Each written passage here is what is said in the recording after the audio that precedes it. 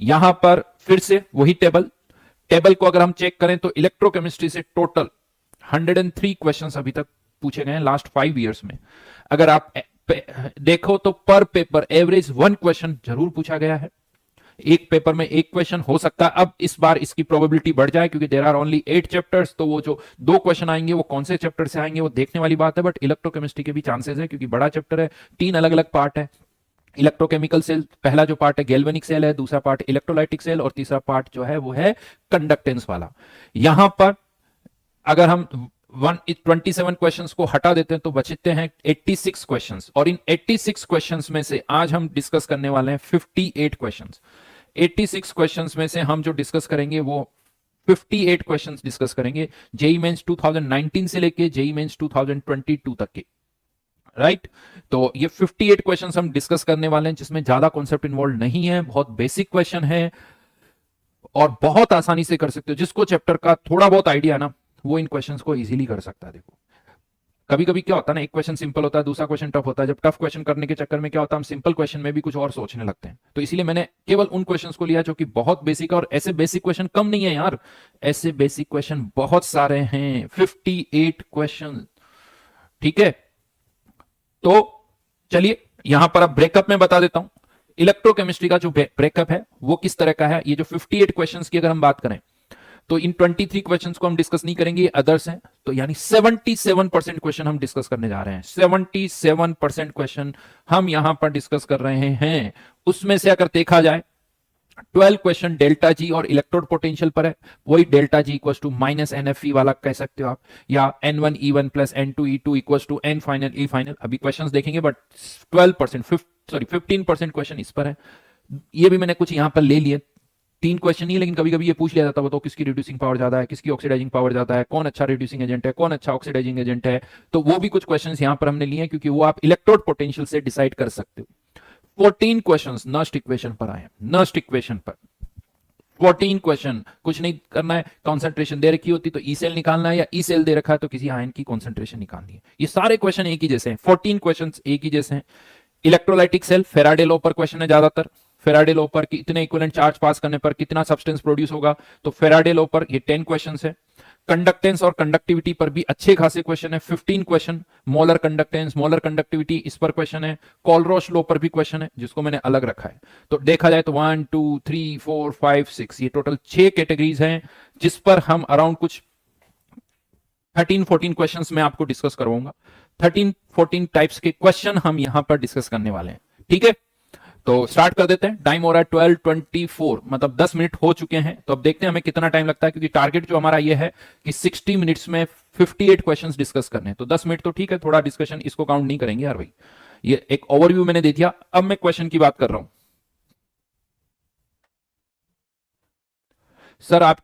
Sir आप बताइए कि आपके लेक्चर्स कैसे यूज करके पीवाईक्यूज यूज करने हैं। लाइन नहीं समझ में आई, लैंग्वेज सही लिखो। लेट्स गो, चलिए तो लेट्स गो, पहले क्वेश्चन पर आते हैं। सबको पता है ई सेल जो होता है वो किसके बराबर होता है, ई ऑक्सीडेशन प्लस ई रिडक्शन। जिसका ऑक्सीडेशन हो रहा है उसका ऑक्सीडेशन पोटेंशियल, जिसका रिडक्शन हो रहा है उसका रिडक्शन पोटेंशियल।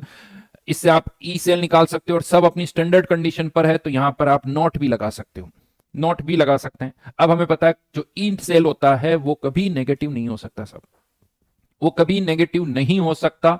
तो यहां पर आपको ई नॉट सेल की वैल्यू बतानी है, लेकिन अब हमें यह डिसाइड करना है कि यहां पर किसका रिडक्शन होगा किसका ऑक्सीडेशन होगा, क्योंकि राइट नाउ दोनों रिएक्शंस जो है वो ऑक्सीडेशन की है।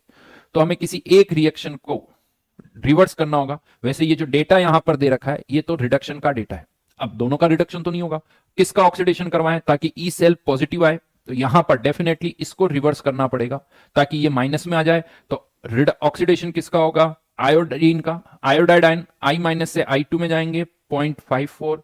Fe+3 का रिडक्शन होगा 0.77, हाँ या ना। एक का रिडक्शन एक का ऑक्सीडेशन, इस तरह से डिसाइड करना है कि ई सेल पॉजिटिव आए, आंसर 0.23, तो फाइनल आंसर 23।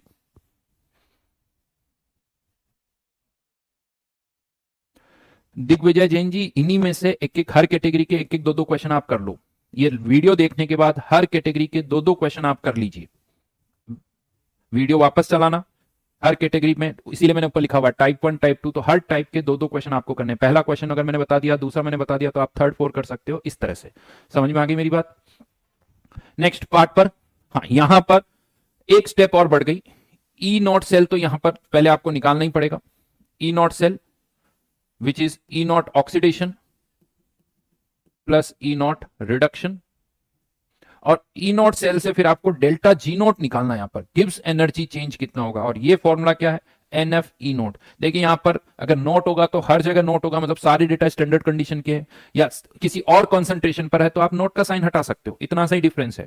यहां पर आपको एफ की वैल्यू पता होनी चाहिए, 96,500 इस क्वेश्चन में दे रखी है। यहां पर ये फेराडे कांस्टेंट की वैल्यू दे रखी है। एन क्या है, इस रिएक्शन में कितने इलेक्ट्रॉन्स इन्वॉल्व है, बताइए इस रिएक्शन में कितने इलेक्ट्रॉन्स इन्वॉल्व है? दिख तो नहीं रहे हैं, लेकिन क्या इन्वॉल्व है या नहीं है?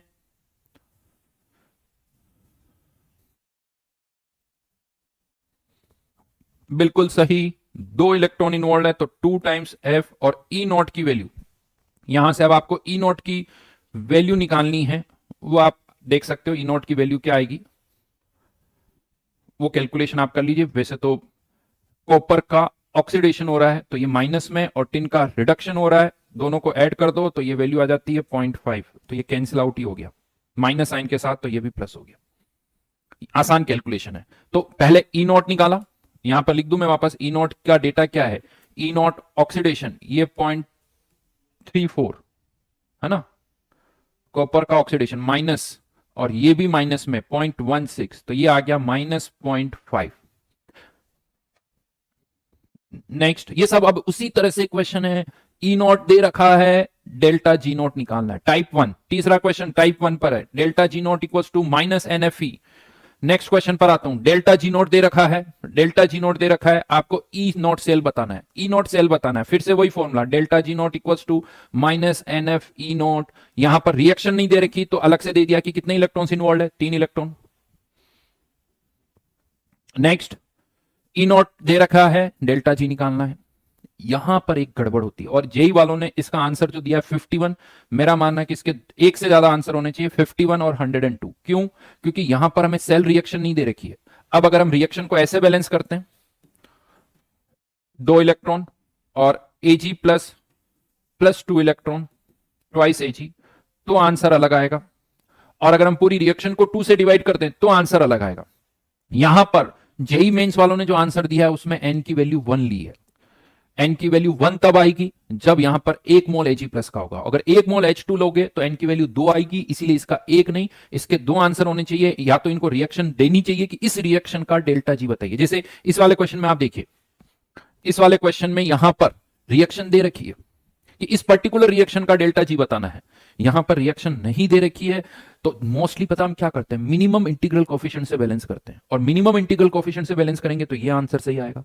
बट जेई मेंस वालों ने ये आंसर नहीं दिया, ये आंसर दिया जो कि इसका आधा था, वो मेरे हिसाब से गलत है। आंसर ज्यादा एक्यूरेट कौन सा होना चाहिए, 102। नेक्स्ट क्वेश्चन पर आते हैं, इसमें यहां थोड़ी मिसप्रिंट है मेरे हिसाब से। ये जो आंसर है यहां कहीं एक माइनस साइन है ना, ये -0.140 है, ठीक है। तो यहां पर अब ये टाइप 2 पर आ गए। यहां पर आपको किस रिएक्शन का ई नोट निकालना है, Sn+4 से Sn+2। अब ई नोट सेल नहीं निकालना है, ध्यान है आपको, ये ई नोट आपको निकालना है। अब आप यहां पर इलेक्ट्रोड पोटेंशियल को डायरेक्ट ऐड नहीं कर सकते हो, क्योंकि थर्ड रिएक्शन जो है वो सेल रिएक्शन नहीं है, ये भी एक हाफ रिएक्शन है। आपको Sn+2 से 0 का डेटा दे रखा है, ये अलग से डेटा दे रखा है। तो तरीका क्या होता है, इसका डेल्टा G1, इसका डेल्टा G2, इसका डेल्टा G3। अब रिएक्शंस को ऐड कर रहे हो या सब्ट्रैक्ट कर रहे हो, उससे डिसाइड होगा कि आप ऐड कर रहे हो या सब्ट्रैक्ट कर रहे हो। हमें फाइनली +4 से +2 चाहिए, तो इस रिएक्शन में से इसको माइनस करना पड़ेगा, मतलब delta G3 equals to delta G2 minus delta G1। या यहां पर जैसा मैं हमेशा बोलता आया हूं, क्योंकि माइनस और एफ तो कैंसिल आउट ही हो जाएंगे, माइनस और एफ तो हमेशा ही कैंसिल आउट हो जाएंगे। तो यहां पर यूं सोचो, माइनस और एफ कैंसिल आउट हो गए, तो बचा क्या, N3E3 N2E2, माइनस जो है वो तो वैसे ही रहेगा N1E1। ऐसे भी कर सकते हो, इससे एरर होने के चांसेस कम है। माइनस को पहले ही हटा दो, एफ को पहले ही हटा दो। अब आपको ये देखना है कि किस रिएक्शन में कितने इलेक्ट्रॉन इन्वॉल्व है, वो ढंग से देखना है। जल्दबाजी बिल्कुल मत करना, यहां पर कोई जल्दबाजी नहीं। गड़बड़ प्लस माइनस की हो सकती है, आराम से करना है। जब भी ऐसा क्वेश्चन आए 30 सेकंड ज्यादा लगेंगे, लेकिन गड़बड़ नहीं होनी चाहिए यहां पर प्लस माइनस की। अच्छा, ये पता है ना आपको कि कब डेल्टा जी से करना है और कब डेल्टा जी से नहीं करना है। नहीं करना है, अगर दो रिएक्शन को ऐड करने पर जो थर्ड रिएक्शन आ रही है, अगर वो सेल रिएक्शन है तो आप इलेक्ट्रोड पोटेंशियल को ऐड कर सकते हो। In that case E cell equals to E oxidation plus E reduction. लेकिन यहां पर ये ई सेल नहीं है, ध्यान रखना, ये ई सेल नहीं है, तो यहां पर डेल्टा जी से ही करना पड़ता है। जितनी भी रिएक्शन है सबके डेल्टा जी को ऐड कर दो, फाइनल रिएक्शन का डेल्टा जी आ जाएगा। फाइनल रिएक्शन के डेल्टा जी से वापस आप इलेक्ट्रोड पोटेंशियल भी निकाल सकते हो, इक्विलिब्रियम कांस्टेंट भी निकाल सकते हो। क्लियर? कॉन्फिडेंस आ रहा है? हो जाएगा, क्योंकि ऐसे बहुत सारे क्वेश्चन है, ऐसे बहुत सारे क्वेश्चन हैं यहां पर। फाइनल रिएक्शन अगर मैं यहां पर वैल्यूज पुट करता हूं तो फाइनल रिएक्शन में 2 इलेक्ट्रॉन E3 निकालना है। इस वाली रिएक्शन में 4 इलेक्ट्रॉन है, इसका E2 जो है ये वैल्यू 0.1 0.01, देन माइनस प्लस हो जाएगा, माइनस का प्लस हो जाएगा क्योंकि ये माइनस साइन है। इलेक्ट्रॉन इसमें 2 है, इंटू 0.14, ये उसी तरह से आ जाएगा। 32 डिवाइडेड बाय 2, आंसर इज 16। चलो एक क्वेश्चन और बता देता हूं यहां पर। ई नॉट ऑफ कॉपर +2 से कॉपर दे रखा है, कॉपर +2 से कॉपर कितना दे रखा है 0.34। ई नॉट कॉपर प्लस से कॉपर कितना दे रखा है 0.522, और निकालना क्या है ई नॉट कॉपर +2 से कॉपर +1। ये रिएक्शन कैसे आएगी समझ रहे हो? यहां कॉपर +2 से कॉपर में जा रहा है, कितने इलेक्ट्रॉन? 2 इलेक्ट्रॉन। सेकंड वाली रिएक्शन को रिवर्स करके लिख रहा हूं, सेकंड वाली रिएक्शन को रिवर्स करके लिख रहा हूं। इसका इलेक्ट्रोड पोटेंशियल 0.34, इसका -0.522, क्योंकि रिएक्शन को मैंने रिवर्स कर दिया। इन दोनों को ऐड करोगे तो copper +2 plus electron converting into copper, लेकिन इलेक्ट्रोड पोटेंशियल ऐड नहीं होंगे। ये ई आपको फाइंड आउट करना है, तो N3E3 equals to N1E1 plus N2E2। अब यहां पर इन दोनों रिएक्शंस को ऐड करो तो ये E1 हो गया, ये E2 हो गया, वैल्यूज पुट कर दो, आंसर आ जाएगा।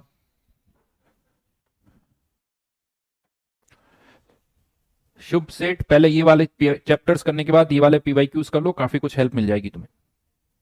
यहां पर 2 नहीं 3 रिएक्शंस को ऐड कर रहे हैं, यहां पर 3 रिएक्शंस को ऐड कर रहे हैं, एक रिएक्शन, दूसरी रिएक्शन, तीसरी रिएक्शन। N1E1, ये तो ध्यान रखना, इसमें इलेक्ट्रॉन कितने 1, इसमें इलेक्ट्रॉन कितने 2, इसमें इलेक्ट्रॉन कितने 3। अब ये जरूर है कि किसी के आगे प्लस आएगा, किसी के आगे माइनस आएगा, लेकिन ये क्लियर है कि Z3 से मल्टीप्लाई होगा, Y2 से होगा, और एक ही ऑप्शन ऐसा दिख रहा है जिसमें ऐसा हो रहा है, एक ही ऑप्शन ऐसा दिख रहा है जिसमें ऐसा हो रहा है। तो अब आपको कोई दिमाग ही नहीं लगाना यार कि x + 2y - 3z। मैं ये नहीं कह रहा हूं कि एग्जाम में ऐसे कर दो, बट ठीक, आप प्रॉपर सीक्वेंस फॉलो करो। आपको ये रिएक्शन चाहिए, उसके लिए सबसे पहले इन तीनों की रिएक्शन लिखनी पड़ेगी आपको, और फिर ये देखना पड़ेगा कि किसको ऐड कर रहे हैं, किसको सब्ट्रैक्ट कर रहे हैं।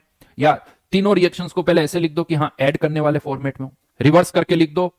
अगर किसी को सब्ट्रैक्ट करना पड़ रहा है तो आप उसको रिवर्स करके लिख दो और उसका इलेक्ट्रोड पोटेंशियल माइनस कर दो। बात समझ में आई? तो रिएक्शंस को कैसे ऐड करो, जो सब्ट्रैक्ट होगी उसका इलेक्ट्रोड पोटेंशियल चेंज हो जाएगा। हाँ या ना? ये वर्ड्स देखो, 2 तरीके हैं, या तो सारी रिएक्शंस को पहले उसी तरह से लिखो ताकि फाइनली ऐड करना पड़े, और अगर फाइनली ऐड करो तो N1E1 plus N2E2 plus N3E3, लेकिन जो भी इलेक्ट्रोड पोटेंशियल है किसी का प्लस हो सकता है, किसी का माइनस हो सकता है। जिसका प्लस होगा प्लस साइन के साथ पुट करोगे, जिसका माइनस होगा उसको माइनस साइन के साथ पुट करोगे। यहां पर मुझे दिख रहा है कि ये रिएक्शन तो Ag प्लस से Ag ऐसे ही आएगी, तो ये तो प्लस में ही आएगा। ये Fe+2 इधर है तो ये भी प्लस में ही आएगा, लेकिन Fe+3 इस साइड में है तो इसको उल्टा करना पड़ेगा, इसको उल्टा करना पड़ेगा, इसीलिए ये माइनस में चला गया। प्रैक्टिस करोगे ना खुद समझ में आ जाएगा। ये मेरे बोलने से इतना नहीं समझ में आएगा, ये जब आप 2 बार खुद क्वेश्चन को करोगे तो लगेगा यार इसको तो इतना क्यों लिख रहा हूं मैं, बिना लिखे भी कर सकता हूं। तो वो धीरे धीरे आपको आइडियाज आएंगे, लेकिन पहली बार में नहीं आएंगे। ये खुद का पेन जब चलता है ना तभी चीजें समझ में आती है ना। एक वो डायलॉग है, बहुत बार कहते हैं ना, बादाम खाने से अकल कितनी आती वो तो नहीं पता, लेकिन ठोकर खाने से बहुत जल्दी अकल आती। ठोकर खाने से अकल बहुत जल्दी आती, और ऐसा ही होता है। हर कोई जिसको अकल आती ना वो पहले ठोकर खाता है, ये मान के चलो आप। कहीं ना कहीं उसने वो गड़बड़ की होती, लेकिन वो जल्दी से गड़बड़ की फिर सही कर लेते हैं, फिर गड़बड़ की फिर सही कर लेते हैं, फिर गड़बड़ की फिर सही कर लेते हैं, हमें पता ही नहीं चलता तब तक तो कि यार गड़बड़ भी हुई है।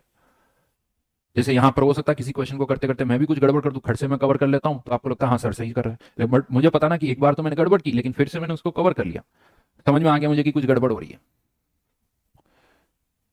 ठीक है, देन यहां पर फिर से वही क्वेश्चन, थर्ड क्वेश्चन, एक रिएक्शन, दूसरी रिएक्शन, तीसरी reaction, N1E1 plus N2E2 plus N3E3।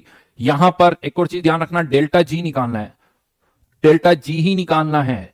तो आप चाहो तो delta G1 plus delta G2 plus delta G3 कर दो। ठीक है, कैनी एज यू, अरे बेटा 2320, मैं यहां पर 4 सालों के वैसे ही PYQs करवा रहा हूं, वो करो, उसके बाद जो भी इच्छा हो तुम और करते रहना, जितना ज्यादा करोगे उतना फायदा। देखो एनएफ कुछ नहीं होता, बहुत फ्रेंकली बताऊं, जितनी मेहनत करोगे उतना बेनिफिट मिलेगा। तो नथिंग इज एनफ, कभी भी लाइफ में ये ध्यान रखना, एनफ तो कुछ नहीं होता। देखो जब तक टाइम है तब तक लगे रहो, करते रहो और आगे करते रहो, ये हो जाए तो कुछ और टारगेट सेट करेंगे, फिर जब हो जाएगा तो कुछ और टारगेट सेट करेंगे। बस ये देखो कि मैक्सिमम तुम कितनी एफर्ट्स लगा सकते हो वो तुम्हारे को लगानी है। ये नहीं कि दिन में सर मैं तो 5 घंटे एफर्ट्स लगा सकता हूं, तो वो समझ में आना चाहिए कि 5 ही क्यों लगा सकते हो, बाकी के 10 घंटे और क्या क्यों नहीं कर सकते। तो ये हमें सोचना है। यहां पर ये टाइप 3 वाले क्वेश्चंस आ गए, अभी तक टाइप 2 वाले थे, ये टाइप 3 वाले क्वेश्चंस आ गए। यहां पर इलेक्ट्रोड पोटेंशियल दे रखा है, निकालना क्या है, इक्विलिब्रियम कांस्टेंट, और आई थिंक आप सबको पता है formula -NF E0 equals to -RT/ln K, equilibrium constant E0 equals to 2.303 RT/NF log K। और यहां पर सिंस टेम्परेचर मोस्टली क्वेश्चन में 298 होता है, आर की वैल्यू फिक्स है, तो इन सब की वैल्यूज यहां पर हम पुट करते हैं तो 0.059 आता है। लेकिन इस क्वेश्चन में इन्होंने डेटा अपने हिसाब से दे रखे हैं, अपने हिसाब से डेटा दे रखे हैं, तो यहां पर ये 0.059/n log के ये वाला फॉर्मूला यूज नहीं करना है, आपको ये वैल्यूज पुट करनी पड़ेगी और उससे कैलकुलेशन और आसान है। राइट नाउ इस पर्टिकुलर क्वेश्चन की बात कर रहा हूं, उसमें ये फॉर्मूला नहीं लगेगा, आपको यहां वैल्यूज पुट करनी है। एफ की वैल्यू 95,600 नहीं है, 96,000 है, आर की वैल्यू भी चेंज कर दी गई, वो पुट करो, कैलकुलेशन आसान हो जाएगी। अदरवाइज अगर ये नहीं दे रखा होता तो फिर हम क्या यूज करते, 0.059। आयुष 0.059 है, जीरो को मत भूलो, 0.059 हो जाएगा। वैल्यूज पुट करनी है क्या मुझे, तो चलो मैं कर देता हूं। इस पर्टिकुलर क्वेश्चन में E0 का डेटा दे रखा है 2 वोल्ट, यहां पर E की टर्म्स में ही है, तो R की वैल्यू, फॉर्मूला ये लगा रहा हूं मैं, RT/NF ln K। R की वैल्यू 8, टेम्परेचर कितना दे रखा है 300, N की वैल्यू इस रिएक्शन में कितने इलेक्ट्रॉन इन्वॉल्व है 2 डिवाइडेड बाय 96,500। सॉल्व कर लेना, आंसर आ जाएगा।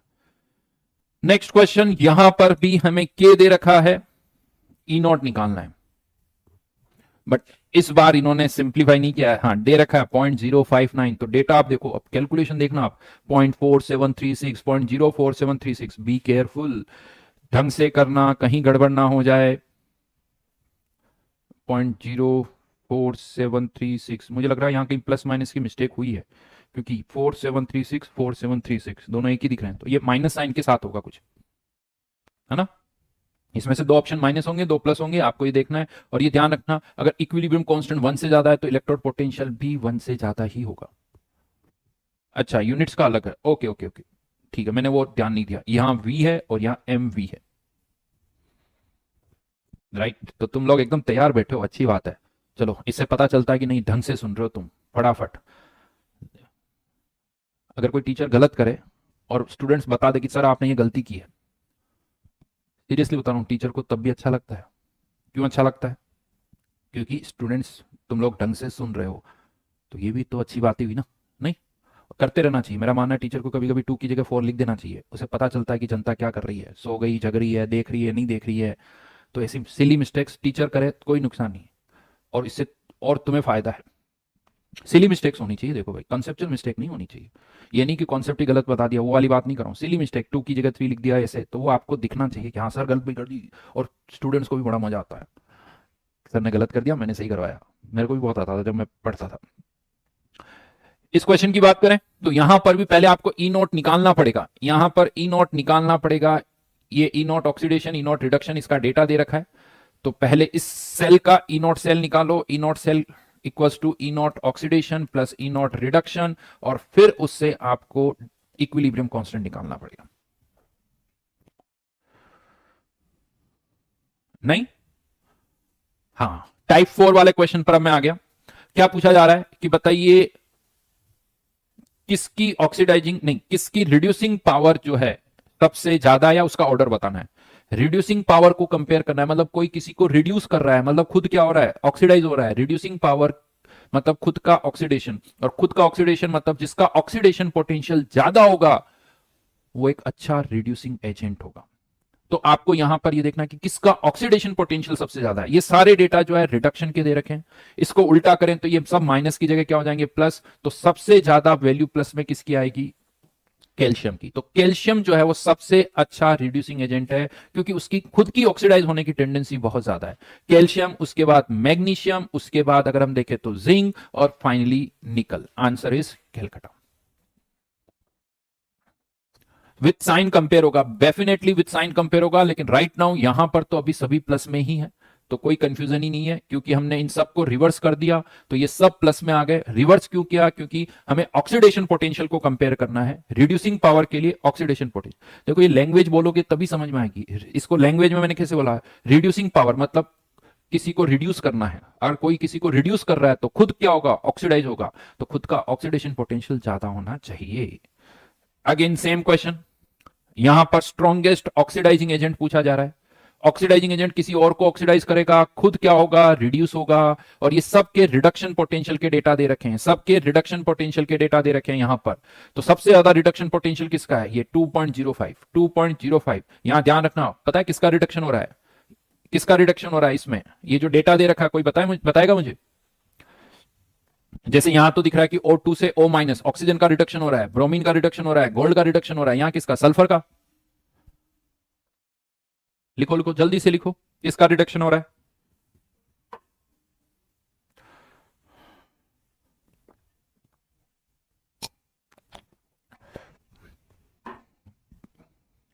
नोट्स को पढ़ो बेटा अच्छी तरह से। सल्फर का रिडक्शन नहीं हो रहा है, सल्फर यहां पर भी +6 में है, यहां पर भी +6 में है, दोनों जगह सल्फर +6 में है। यहां पर कुछ ऑक्सीजन जो है वो परोक्साइड लिंकेज वाली है, कुछ ऑक्सीजन, दो ऑक्सीजन परोक्साइड लिंकेज वाली जिन पर -1 चार्ज है, वो -1 से -2 में जा रही है। तो यहां जो रिडक्शन हो रहा है वो ऑक्सीजन का हो रहा है, और सभी ऑक्सीजन का नहीं हो रहा है, केवल 8 में से 2 ऑक्सीजन का, -1 से -2। याद रखना इस चीज को, अगेन हो जाएगा। अब आ जाते हैं नस्ट इक्वेशन पर। नस्ट इक्वेशन पर ये सेल रिप्रेजेंटेशन ही है, थोड़ा अलग लिखा, आधा आधे टुकड़ों में है, कुछ नहीं करना है। फिर से ई सेल निकालो, जिंक का ऑक्सीडेशन, सिल्वर का रिडक्शन, तो ई नॉट सेल कितना हो गया, ई नॉट सेल, जिंक का ऑक्सीडेशन तो 0.76, सिल्वर का रिडक्शन 0.8 तो 1.56। हमेशा नस्ट इक्वेशन लगाने से पहले सेल रिएक्शन जरूर लिखोगे, हमेशा सेल रिएक्शन लिखोगे, बिना सेल रिएक्शन के कभी नस्ट इक्वेशन नहीं लिखोगे। यहां पर Ag+ का रिडक्शन हो रहा है, लेकिन 2 टाइम्स करना पड़ेगा। क्यों करना पड़ेगा, क्योंकि दोनों में इक्वल नंबर ऑफ इलेक्ट्रॉन्स होने चाहिए। चाहो तो दोनों रिएक्शंस को ऐड करके लिख लो, लेकिन उसकी कोई जरूरत नहीं है। बस ये देखना कि यहां जितने इलेक्ट्रॉन है यहां पर भी उतने इलेक्ट्रॉन है। अब मैं यहां पर नस्ट इक्वेशन लगा रहा हूं, तो E cell equals to E not cell which is 1.56 minus 0.059 upon कितने इलेक्ट्रॉन, 2 लॉग Zn+2 की कॉन्सेंट्रेशन प्रोडक्ट साइड में है, Zn+2 तो 0.1, सिल्वर आयन की कॉन्सेंट्रेशन का स्क्वायर विच इज 10⁻⁻2 का स्क्वायर, मतलब 10 की पावर -4। यहां गड़बड़ होती है, ये स्क्वायर करना भूल जाते हैं, ये मेजर मिस्टेक हो जाती है, ये ध्यान रख लेना। ये मेजर मिस्टेक यहां होती है, H2 से 2H+ वाले केस में भी होता है, H+ का हम स्क्वायर नहीं करते। अब आपको इसको सॉल्व करना है, ठीक है, थोड़ी बहुत कैलकुलेशन है वो हो जाएगी।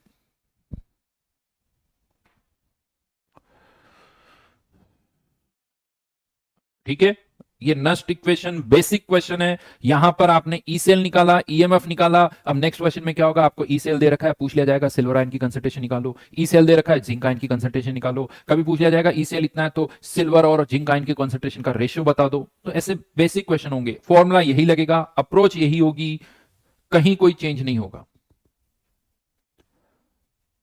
साहिल बेटा, है ना, ये बहुत बेसिक चीजें तुम पूछो, प्लस माइनस साइन क्या बताता है, ये ऐसे नहीं समझ में आएगा। तो यहां पर फिर से ई नॉट दे रखा है, आयंस की कॉन्सेंट्रेशन दे रखी है, ई सेल निकालना है, ई सेल निकालना है, ई नॉट दे रखा है, ई सेल निकालना है। यहां अच्छी बात क्या है, रिएक्शन ही दे रखी है, तो आपको रिएक्शन लिखने की कोई जरूरत नहीं है। फिर से रिपीटेड क्वेश्चन, आप देख लो, फिर से रिपीटेड क्वेश्चन है। Question number 1, question number 2, question number 3 वैसा ही है, क्वेश्चन नंबर 4 वैसा ही है। Cell potential is 0.43।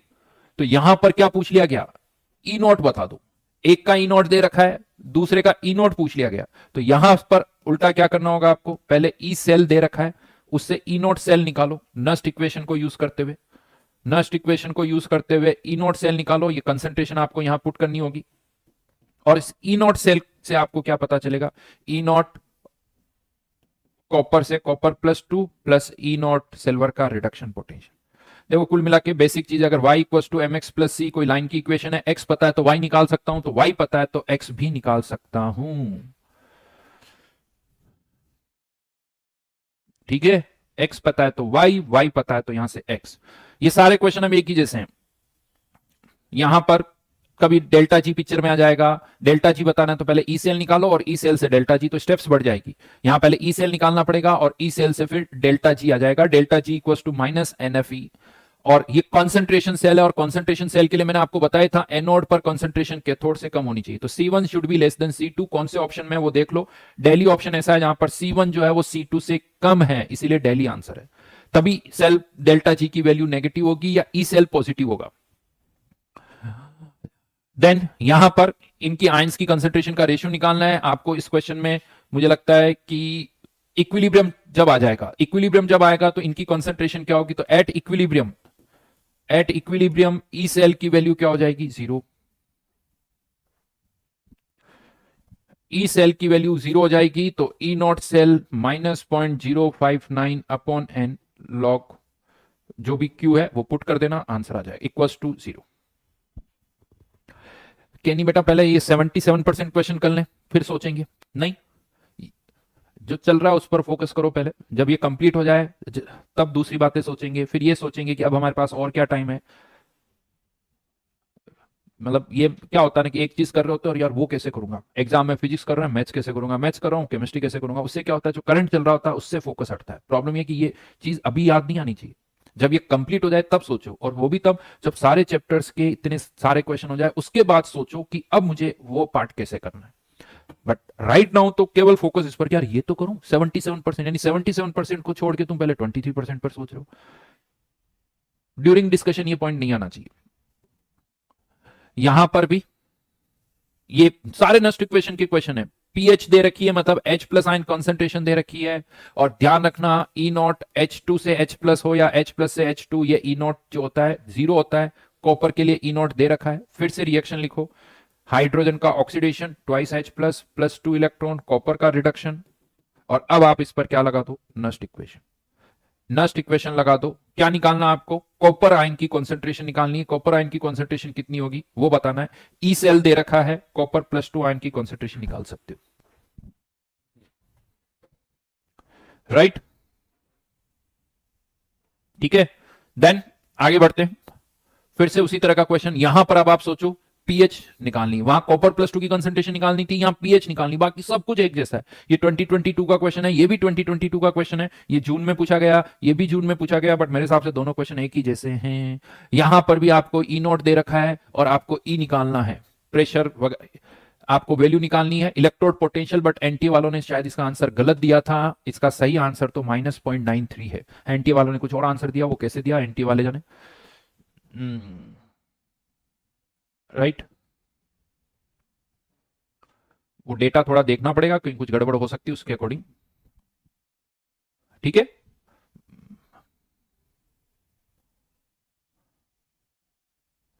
क्योंकि ये डेटा रिडक्शन का है, ध्यान रखना, ये डेटा रिडक्शन का है, ये रिएक्शन ऑक्सीडेशन की है।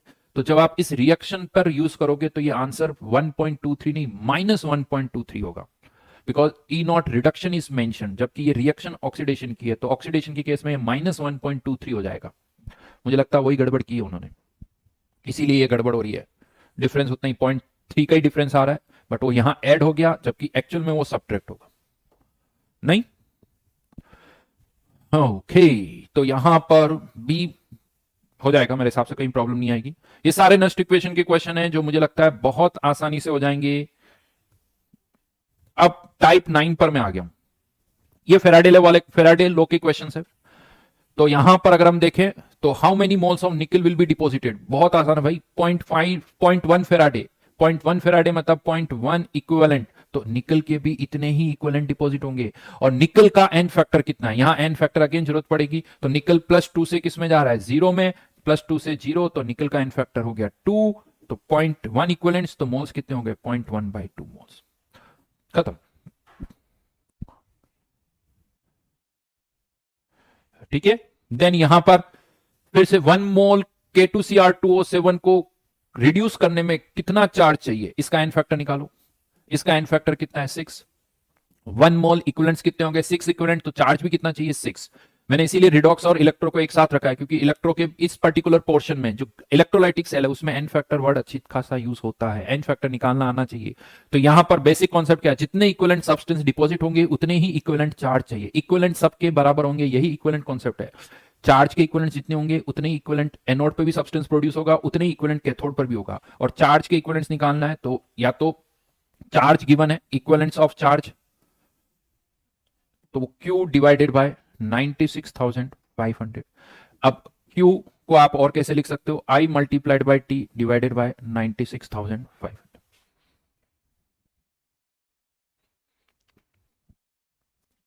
ठीक है, तो यहां से हम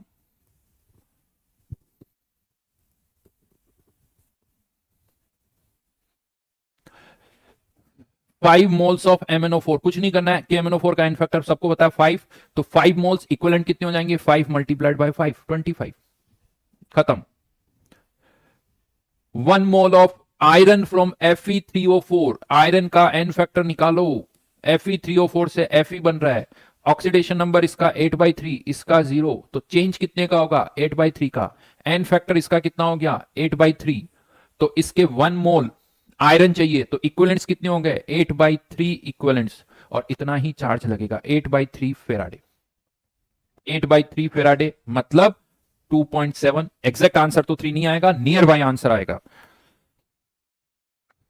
अब यह थोड़ी कैलकुलेशन बढ़ गई, यहां पर आपको फेराडे में आंसर नहीं पूछा जा रहा है, यह पूछा जा रहा है कि इतने एम्पियर की करंट को 10 आवर्स तक पास करने पर डिपोजिशन होगा, तो वो कितना कितना एम्पियर करंट यूज करनी पड़ेगी। तरीका अभी भी वही है, 10 ग्राम क्या प्रोड्यूस करना है, potassium chlorate, 10 gram potassium chlorate. अच्छी बात क्या, मोलिकुलर मास दे रखा है, तो मोल्स निकाल लिए पोटेशियम क्लोरेट के, पोटेशियम क्लोरेट के, पोटेशियम क्लोरेट का एन फैक्टर इसके 1 मोल के साथ 6 इलेक्ट्रॉन्स इन्वॉल्व है, तो एन फैक्टर 6, ये क्या आ गया, इक्विवेलेंट्स ऑफ KClO3। इतने ही इक्विवेलेंट्स किसके होंगे, चार्ज के। चार्ज के इक्विवेलेंट्स कैसे निकालते हैं, Q अपॉन 96,500, Q की वैल्यू क्या होगी, I multiplied by T divided by 96,500, और I यानी X टाइम यहां पर सेकंड्स में पुट करोगे, 10 आवर्स नहीं, 10 इंटू 60 मिनट्स इंटू 60 सेकेंड्स, 96,500। कोशिश मेरी है कि सारे क्वेश्चन तो नहीं लिख सकता, बट कुछ कुछ क्वेश्चंस में बेसिक यहां पर लिख रहा हूं। इक्विवेलेंट्स को बराबर किया है, इक्विवेलेंट्स ऑफ KClO3। अब इसी में थोड़ा चेंज क्या होता है, कभी कभी एफिशिएंसी आ जाती है, साहब एफिशिएंसी 100% नहीं है, तो मल्टीप्लाई कर दो। मान लो एफिशिएंसी अगर 90% है तो 0.9 से, क्योंकि अब इतनी करंट है बट एफिशिएंट तो 90% ही, 0.9, एफिशिएंसी 80% है तो 0.8, एफिशिएंसी 70% है तो 0.7। कभी कभी एफिशिएंसी पूछ ली जाती है तो यहाँ एन लिख दो, इस एन की वैल्यू आ जाएगी, एन की वैल्यू आ जाएगी भाई, कोई प्रॉब्लम नहीं है। तो इस तरह के भी क्वेश्चंस यहां पर आ जाते हैं। तो यहां पर तो राइट नाउ कुछ नहीं दे रखा है, तो एफिशिएंसी कितने परसेंट हो गई, 100%। सुन रहे हो ना मेरी बात, कमेंट आना बंद हो गए तुम लोगों के, कमेंट आना बंद हो गए, क्या हो गया भाई, बताइए, आए हैं कुछ, आवाज पहुंच रही है मेरी, ध्यान से सुन रहे हैं, हाँ चलो अच्छी बात है।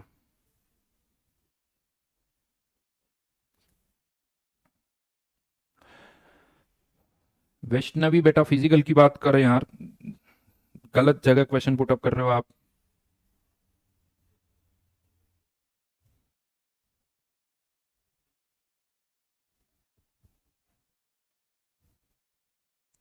लिख रहे हो, बहुत बढ़िया।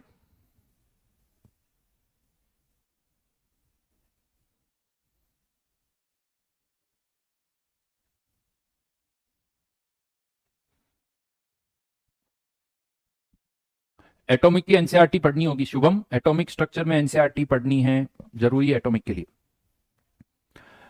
देखो अभी क्या जितना सारा सभी चैप्टर्स की एनसीईआरटी पढ़ोगे तो फायदा होगा ऐसा नहीं है, लेकिन एटॉमिक की जरूर पढ़ के जाओ, ये मैं कह सकता हूं। और बाकी कुछ कुछ चैप्टर्स में पूरा पार्ट तो नहीं, क्योंकि इतना टाइम है नहीं हमारे पास, तो जो थ्योरी वाला पार्ट है ना वो पढ़ो। फिजिकल में ज्यादातर देखो न्यूमेरिकल्स आते हैं, वो एनसीईआरटी से कुछ करने की जरूरत नहीं, लेकिन जो थ्योरेटिकल क्वेश्चंस आते हैं वो पढ़ने वाली जरूरत है। वैसे तो एनसीईआरटी ने सरफेस हटा दिया, नहीं तो वो एनसीईआरटी से पढ़ना होता था, एनटीए ने उसको हटा दिया। सॉलिड स्टेट एनसीईआरटी से पढ़ना होता था, वो भी एनटीए ने हटा दिया, तो ये 2 चैप्टर तो हट गए। रियल केसेस भी एनसीईआरटी से पढ़ना था, वो भी हटा दिया, तो मेनली बचता है मेन चैप्टर जो है एटॉमिक स्ट्रक्चर, वो आपको एनसीईआरटी से पढ़ना है। चलो इसमें आगे बढ़े। अब ये सारे क्वेश्चन एक ही जैसे हैं, ये सारे क्वेश्चन एक ही जैसे हैं, इक्विवेलेंट्स को बराबर करना है। यहां पर ये ध्यान रखना, करंट की एफिशिएंसी दे दी 60%, वही केसीएलओ3 वाला ही क्वेश्चन है, बट यहां पर करंट की एफिशिएंसी 100% नहीं है, ठीक है। बाकी आप देखो सारा डेटा तक वही है यार, 10 ग्राम केसीएलओ3 प्रोड्यूस करना है, एन फैक्टर वो का वही है। यहां पर आपको क्या दे रखा है, 2 एम्पियर करंट हम यूज कर रहे हैं, टाइम बताना है। आप सोचो डेटा लग, रिएक्शन वही है। ये जेईई मेंस 2020 का क्वेश्चन है, जो अभी मैंने बताया था वो 2021 का क्वेश्चन, ठीक है। देन ये हो जाएंगे सारे क्वेश्चन, कोई प्रॉब्लम नहीं आनी चाहिए। इसमें एक चीज मैं आपको बता दूं, ऑक्सीजन जो प्रोड्यूस होती है, अगर ऑक्सीजन वाटर से प्रोड्यूस हो रही है, H2O से ऑक्सीजन प्रोड्यूस हो रही है, तो इस ऑक्सीजन का इनफैक्टर 4, ऑक्सीजन का इनफैक्टर 4, और हाइड्रोजन जो कि वाटर से प्रोड्यूस हो रही है, हाइड्रोजन का इनफैक्टर 2 होगा। ये याद रखना, ऑक्सीजन और हाइड्रोजन के इनफैक्टर। कंडक्टेंस कंडक्टिविटी वाले क्वेश्चन पर हम आ गए। कंडक्टेंस कंडक्टिविटी के क्वेश्चंस पर अब हम आ चुके हैं। थर्ड पार्ट यहां से स्टार्ट होता है। ये थोड़ा ये ओम है, ठीक है। क्या निकालना है यहां पर, then the cell constant of the conductivity cell.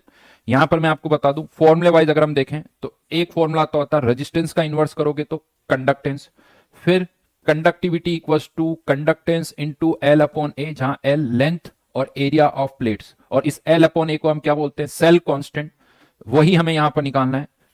तीसरा formula lambda M equals to, यहां लेमडा के 2 फॉर्मूले आते हैं, के इंटू 1000 अपॉन एम या फिर के अपॉन 1000 इंटू एम। कोई बता सकता है ये 2 अलग अलग फॉर्मूले क्यों हैं?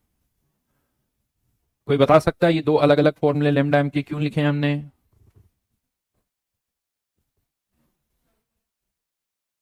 दिव्यांग ने बता दिया यूनिट्स अलग अलग होती है, बिल्कुल सही।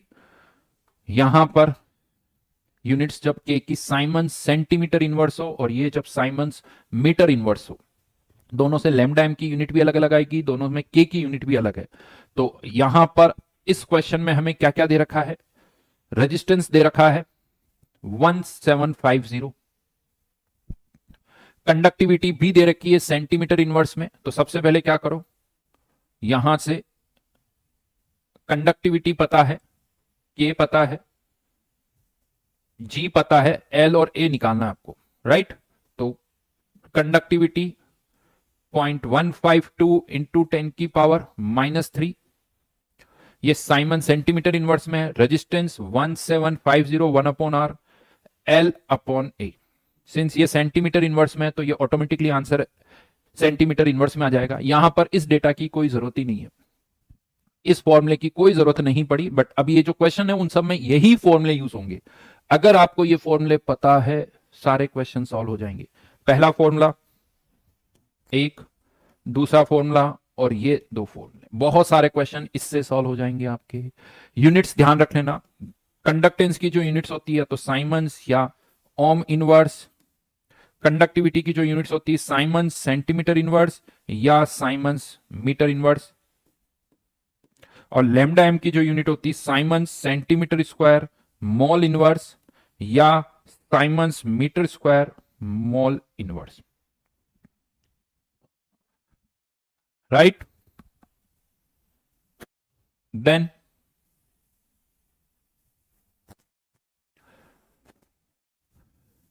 यहां पर अगेन कंडक्टिविटी दे रखी, लेकिन ध्यान रखना इस बार मीटर इनवर्स में है। रेजिस्टेंस दे रखा है, फिर से सेल कांस्टेंट पूछा है, लेकिन ठीक है फॉर्मूला वही लगेगा, ये मीटर इनवर्स में तो ये भी मीटर इनवर्स में आ गया, सेम क्वेश्चन।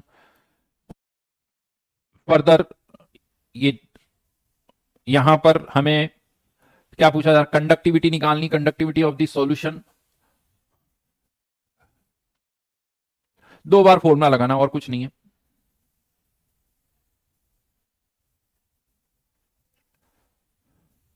तो सेम सेल है तो सेल कांस्टेंट वही रहेगा, तो K into G L upon ए।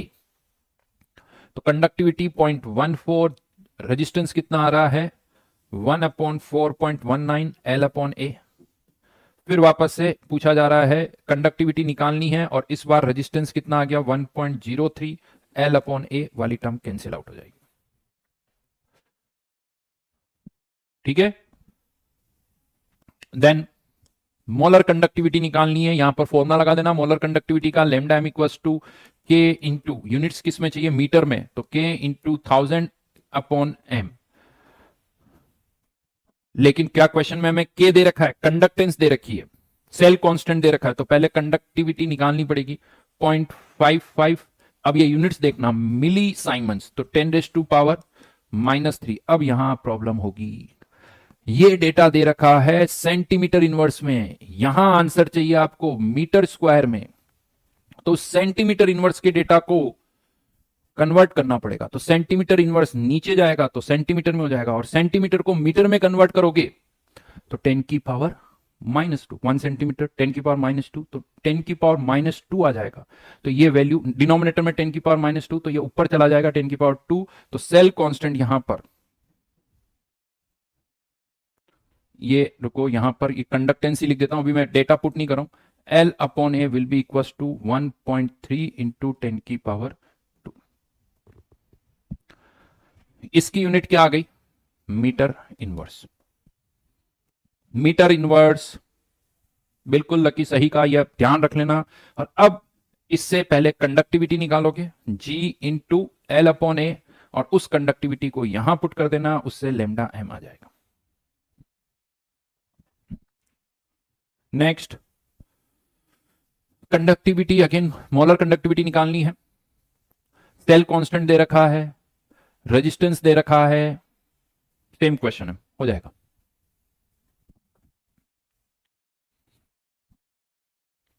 और यहां पर भी molar conductivity of a conductivity cell, और यहां एक line, conductivities exhibited by these two cells are same, तो lambda M equals to K into 1000 upon M. तो के सेम है तो ये रेशियो लेने पर कैंसिल आउट हो जाएगा, तो lambda m1 upon lambda m2 equals to m2 upon m1, इतना ही करना है। और m2 की वैल्यू क्या है 20 मोल्स इन 80 ml, 10 मोल्स इन 20 ml, ये वैल्यू 1/4, तो 4 नीचे चला जाएगा, ये 2, तो ये कितना बचा 1/2 आंसर।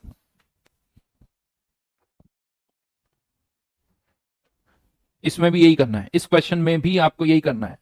यहां ध्यान रखना, एक चीज मैं बता दूं, पीपीएम से पहले आपको मोलरिटी निकालनी होगी, लेकिन सिंस रेशियो लेना है तो कह सकते हो कि जो सब्सटेंस यानी पीपीएम जिसका ज्यादा होगा मोलरिटी भी उसी की ज्यादा होगी, तो यहां पर molarity is directly proportional to PPM. तो मोलरिटी की जगह डायरेक्ट आप चाहो तो पीपीएम पुट कर सकते हो, बिकॉज हम रेशियो ले रहे हैं। हाँ, अगर रेशियो नहीं होता तो पीपीएम से मोलरिटी निकालनी पड़ती, लेकिन यहां सिंस रेशियो की बात हो रही है तो molarity is directly proportional to PPM. ठीक है, तो कर सकते हो यहां पर, ये टाइप 12 क्वेश्चन है। अच्छा, अब कुछ वापस थियोरेटिकल क्वेश्चन, ये पूछा जा रहा है कि ऐसा कर्व किसके लिए आता है, वीक इलेक्ट्रोलाइट के लिए आता है या स्ट्रॉन्ग इलेक्ट्रोलाइट के लिए आता है। मतलब ये जो कर्व है जिसमें कंसंट्रेशन कम होने पर मोलर कंडक्टिविटी सडनली बढ़ रही है, कौन सा NaCl का है, KNO3, एसिटिक एसिड या HCl, वीक, बिल्कुल विवेक ने सही कहा है, वीक के लिए करेक्ट। अब आप देखिए, ये इस पर्टिकुलर चैप्टर में थोड़े असर्शन रीजन वाले क्वेश्चन भी पूछे गए हैं। ध्यान रखना, यहां पर एक चीज मैं बता दूं, कॉन्सेंट्रेशन बढ़ने पर कंडक्टिविटी बढ़ती है लेकिन लैम्डा एम की वैल्यू कम होती है। ये बहुत अच्छी तरह से याद रखना, क्योंकि इस पर क्वेश्चन आ ही जाते हैं यार। कंसेंट्रेशन बढ़ने पर कंडक्टिविटी बढ़ती है लेकिन लैम्डा एम की वैल्यू कम होती है। लैम्डा एम स्ट्रॉन्ग इलेक्ट्रोलाइट के लिए भी कम होता है, वीक इलेक्ट्रोलाइट के लिए भी कम होता है। तो conductivity always increases with decrease in concentration, false, गलत। Molar conductivity always increases with decrease in concentration, true. Right, next question भी यही है, नेक्स्ट क्वेश्चन भी वही है। ये स्ट्रॉन्ग इलेक्ट्रोलाइट है, स्ट्रॉन्ग इलेक्ट्रोलाइट है, इसकी मोलर कंडक्टिविटी ज्यादा चेंज नहीं होती है, वीक इलेक्ट्रोलाइट की चेंज होती है। तो यहां पर दोनों स्टेटमेंट फॉल्स, अगर इनको इंटरचेंज कर दिया जाता तो दोनों क्लियर, दोनों ट्रू हो जाते। यानी ये जो है स्ट्रॉन्ग इलेक्ट्रोलाइट के लिए कर्व कैसा आता है आप सबको पता है, ज्यादा चेंज नहीं होता है। लेकिन वीक इलेक्ट्रोलाइट के लिए मोलर कंडक्टिविटी कंसंट्रेशन के साथ अच्छी तरह से चेंज होती है। This is for weak electrolyte, this is for strong electrolyte. Got it? Second question में स्टेटमेंट 2 क्यों भाई फॉल्स क्यों होगा? मोलर कंडक्टिविटी इंक्रीज होगी अगर कंसंट्रेशन डिक्रीज होगी, तो सही है ना, ये डिक्रीज होगी तो ये इंक्रीज होगी, सही है। नेक्स्ट, यहां पर ये ध्यान रखना, लिमिटिंग मोलर कंडक्टिविटी मतलब लैम्डा एम इनफाइनाइट की बात कर रहे हैं, तो यहां पर इनफाइनाइट डाइल्यूशन पर कंडक्टेंस किसके कारण होगी? के प्लस और सी एलाइन के कारण। और इनफाइनाइट डाइल्यूशन पर ये एसिटिक एसिड भी 100% आयोनाइज हो जाएगा और इसके कारण क्या मिलेगा? H plus ion. और हम सबको पता है H प्लस की जो कंडक्टेंस होती है लैम्डा एम की वैल्यू वो बाकी सभी आयन से बहुत ज्यादा होती है। तो यहां पर KCl की limiting molar conductivity acetic acid की लिमिटिंग मोलर कंडक्टिविटी से कम होगी। ध्यान रखना, लिमिटिंग कंपेयर कर सकते हो, लैम्डा एम कंपेयर नहीं कर सकते हो, लिमिटिंग कंपेयर कर सकते हो, क्योंकि दोनों लिमिटिंग के केस में ये भी 100% आयोनाइज होगा, KCl भी 100% आयोनाइज हो रहा है, तो limiting molar conductivity definitely acetic acid की ज्यादा होगी। ये वापस वही स्टेटमेंट है, तो पहला तो हो गया फॉल्स, दूसरा स्टेटमेंट आप चेक कर सकते हो ये भी फॉल्स है, तो दोनों ही फॉल्स है। यहां पर एक और चीज ध्यान रखना, एक लाइन बोली जाती है K प्लस और Na प्लस, इनमें किसकी लैम्डा एम की वैल्यू ज्यादा होगी? तो जो गैसेस फेज में छोटा होता है पानी में वो बड़ा हो जाता है, मोटा होता है। जो गैसेस फेज में छोटा है पानी में वो मोटा, और पानी में जो बड़ा होगा उसके कारण कंडक्टेंस कम होगी। तो गैसेस फेज में Na प्लस छोटा होता है तो पानी में इसके हाइड्रेटेड आयन की साइज ज्यादा होगी, हाइड्रेशन ज्यादा होगा, इसके हाइड्रेटेड आयन की साइज कम होगी, तो K प्लस की कंडक्टेंस Na प्लस से ज्यादा होती है। इसीलिए K प्लस की कंडक्टेंस हमेशा Na प्लस से ज्यादा होगी, तो KCl की कंडक्टेंस हमेशा NaCl से ज्यादा होगी। ये क्रॉस नहीं करेंगे, KCl हमेशा ऊपर रहेगा, NaCl नीचे रहेगा। यह भी वही क्वेश्चन है जो अभी मैंने समझाया है।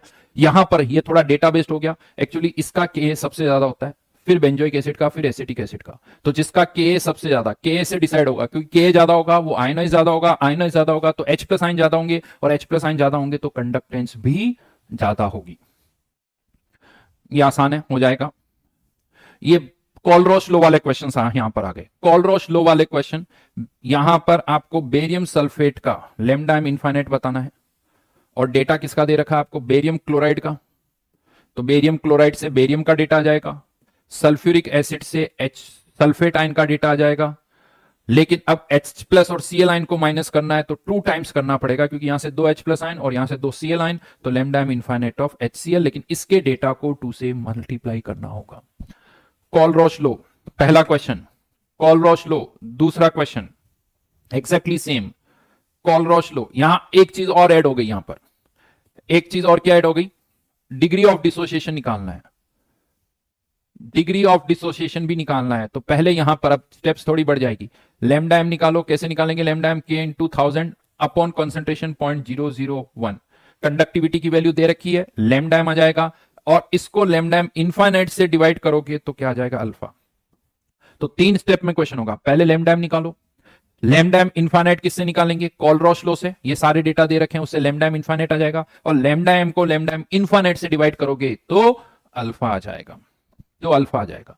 और इस क्वेश्चन में अल्फा निकालने के बाद Ka निकालना है, अल्फा तो निकाल ही रहे हो, अल्फा निकालने के बाद Ka और निकालना है, और this is and. Yes, almost मुझे लगता है कि 57 मिनट्स कुछ लगे हैं, जिसमें हमने 58 क्वेश्चंस डिस्कस किए हैं। क्या लगता है, मतलब स्पीड ठीक थी या सर ने जल्दी जल्दी करवा दी? क्या लगता है आप लोगों को कि मैंने बहुत जल्दी जल्दी करवाया या और स्लो करवाना था? एनी आइडिया, क्या सोच रहे हो आप कि नहीं सर बड़ा जल्दी जल्दी हो गया, सर समझ में ही नहीं आया? देखो, एवरेज 1 क्वेश्चन पर मिनट है, लेकिन हमने सारे क्वेश्चन तो नहीं डिस्कस किए, सारे क्वेश्चन तो डिस्कस किए नहीं है। हर एक कैटेगरी के मैंने 1-1, 2-2 क्वेश्चन आपको समझाए हैं, ताकि कॉन्सेप्ट आपको समझ में आ जाए कि यार इन कॉन्सेप्ट को हमें बहुत अच्छी तरह से करना है। अगर किसी को लगता है कि सर मेरा ये कॉन्सेप्ट वीक है, तो वो लेक्चर थोड़ा देख सकता है, पर्टिकुलर उस कॉन्सेप्ट को लेक्चर के थ्रू देखे, उस कॉन्सेप्ट पर 1-2 क्वेश्चन और सॉल्व करे, अपने आप आपको समझ में आ जाएगा। बट यहां पर देखिए, किसी को अगर वो कॉन्सेप्ट आता, अगर मैं धीरे धीरे करूंगा तो लगेगा सर मेरा टाइम खराब हो रहा है। अब आपने देख लिए सारे कॉन्सेप्ट, अब वहां पर जाके थोड़ा वापस सोचो आप कि यार सर ये चीज मुझे नहीं आती तो मैं देख लेता हूं, वो सेल्फ स्टडी करो, सब हो जाएगा। सेल्फ स्टडी करो, अपने आप वो चीज आपको समझ में आ जाएगी। आपको ये तो पता चल गया ना कि हाँ ये कैटेगरी के क्वेश्चन मुझे करने हैं, इलेक्ट्रोकेमिस्ट्री में ये सारे क्वेश्चंस मुझे आने चाहिए, ये देखो मिनिमम है, इतना आपको करके जाना। ये 100% कवर नहीं हो रहा है, लेकिन 58 क्वेश्चन कितने में से 82 के आसपास से थे, कुछ 86 में से अराउंड 70% क्वेश्चन हमने यहां कवर किए, 70% क्वेश्चन कवर किए। तो यार इतना तो हमें कवर करके जाना है। और मेरा मानना है कि कोई ये कहे कि सर मेरा ये चैप्टर छूट गया था, अच्छी तरह से नहीं आता, कोई प्रॉब्लम नहीं यार, फिर भी आप ये क्वेश्चंस कर सकते हो, फिर भी आप ये क्वेश्चंस अच्छी तरह से कर सकते हो। थोड़ा सा इंटेंशन से करो कि हाँ ये क्वेश्चन मुझे करना है, इसमें कहीं कुछ डाउट है नोट्स पढ़ लो, लेक्चर देख लो, ताकि ये क्लियर हो जाए। तो 6 चैप्टर हमारे कवर हो चुके हैं, 6 चैप्टर्स वी हैव कवर्ड। अब एक बचा है लिक्विड सॉल्यूशन और एक है एटॉमिक स्ट्रक्चर, जो कि हम नेक्स्ट वीक में कवर कर लेंगे, एक मंडे को एक फ्राइडे को। तब तक हमारा ये सारा जो प्लान है वो कंप्लीट हो जाएगा। और सीरियसली मुझे ऐसा लगता है कि काफी बेनिफिट मिलेगा आप लोगों को, जो भी इस वीडियो को देख रहा है, जिन्होंने कोर्स किया हुआ है उनको फायदा ये मिलेगा कि यार ये कॉन्सेप्ट तो बहुत अच्छी तरह से करके जाना ही है। उनके लिए ये जरूर है कि वो बाकी के कॉन्सेप्ट वाले क्वेश्चन भी करें, लेकिन इनको अच्छी तरह से करना है। उनको एक कॉन्फिडेंस आ जाएगा कि यार ये तो मुझे आते हैं। और जिन्होंने बहुत अच्छी तरह से क्लियर बैकलॉग था, कुछ चैप्टर्स नहीं कर पाए, किसी का इलेक्ट्रो बैकलॉग है, किसी का थर्मो का बैकलॉग है, तो वो मेरा ये कहना है कि वो इस वीडियो को देखे, इन क्वेश्चन को कर ले, काफी कुछ आपको हेल्प मिलेगी। ठीक है ना। लक्ष्य जिंदल देखते हैं, देखा बेटा टाइम है हमारे पास, डोंट वरी, इतना ज्यादा भागने की जरूरत नहीं है। पहले आप इसको अच्छी तरह से देखो, हर एक कैटेगरी के 2-2 क्वेश्चन आप करो। ऐसा नहीं कि मैंने करवा दिया और आपने कर लिया, बात खत्म हो गई, ऐसे नहीं होगा। लेक्चर अभी वीडियो बाद में वापस यूट्यूब पर चलाओ, एक एक 2-2 क्वेश्चन हर कैटेगरी के आपको करने हैं, हर कैटेगरी के एक एक 2-2 क्वेश्चन आपको करने हैं, तभी फायदा मिलेगा। ऐसे नहीं, अगर आपने नहीं किए तो आपको उतना फायदा नहीं मिलेगा, कॉन्फिडेंस खुद नहीं आएगा, केवल देखने से काम नहीं होगा, खुद का पेन चलना चाहिए, तब जाके आपको उस पर फायदा मिलेगा। ठीक है, चलिए बाय बाय, मिलते हैं नेक्स्ट मंडे वापस 11:30। Thank you.